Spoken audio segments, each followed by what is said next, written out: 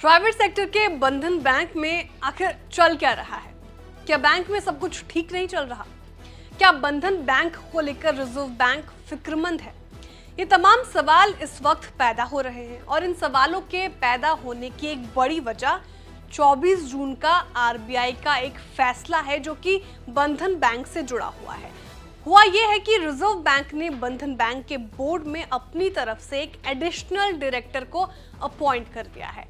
अब यहाँ से ये सवाल पैदा हो रहे हैं कि क्या रिजर्व बैंक का बंधन बैंक में अपना एक डायरेक्टर बैठाना कोई सामान्य घटना है? क्या इसे एक आम बात मानी जाए या फिर ये कोई आम मसला नहीं है? बिस्तक की इस रिपोर्ट में इसी मसले को समझने की कोशिश करेंगे। और आप देख रहे हैं बिस्तक और मैं हूं श्रेया ठाकुर। कोलकाता के बंधन बैंक में रिजर्व बैंक ने अरुण कुमार सिंह को बतौर एडिशनल डायरेक्टर नियुक्त किया है और 60 साल के सिंह आरबीआई के चीफ जनरल मैनेजर रह चुके हैं।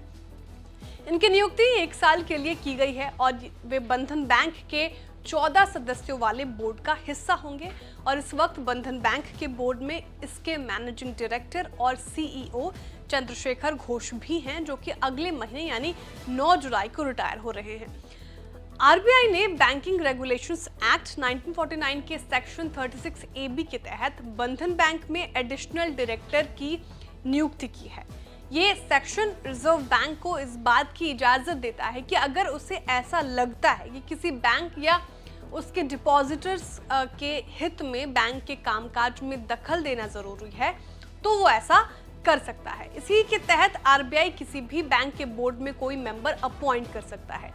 मोटे तौर पर यह कदम सतर्कता के तौर पर उठाया जाता है और गुजरे वक्त में ही रिजर्व बैंक इस तरह के एक्शंस ले चुका है।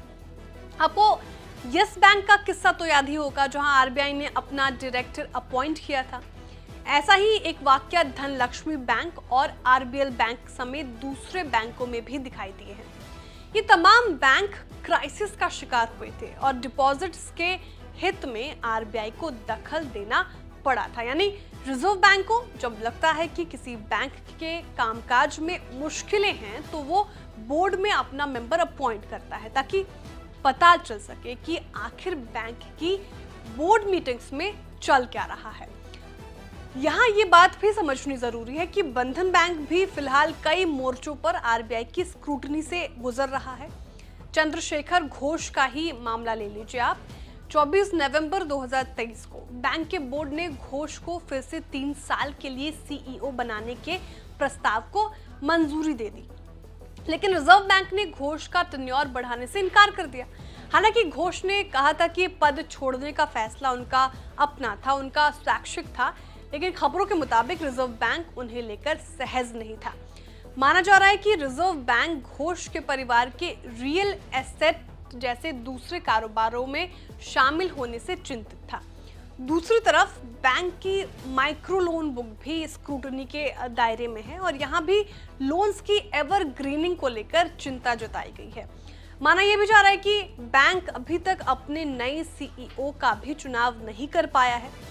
तो कुल मिलाकर ऐसा दिख रहा है कि शायद आरबीआई बंधन बैंक के हालिया घटनाक्रमों से खुश नहीं है और वो नहीं चाहता कि किसी भी हालात में बैंक के डिपॉजिटर्स के लिए कोई दिक्कत पैदा हो। मंगलवार दोपहर करीब 2 बजे बंधन बैंक के शेयर लगभग 0.25% गिरकर 204 के करीब कारोबार कर रहे थे। बीते 6 महीने में शेयर 13% से ज्यादा गिरा है, जबकि गुजरे 5 साल की बात करें तो इस शेयर में 62% की गिरावट आई है।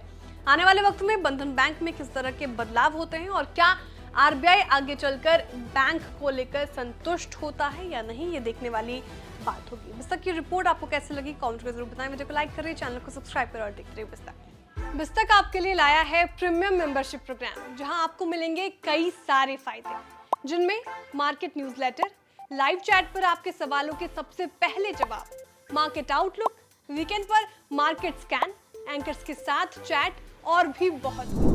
इस प्रीमियम सब्सक्रिप्शन में 3 तरह के प्लान्स हैं, सिल्वर, गोल्ड और प्लैटिनम, जिनकी शुरुआत मात्र 159 रुपए महीने से होती है।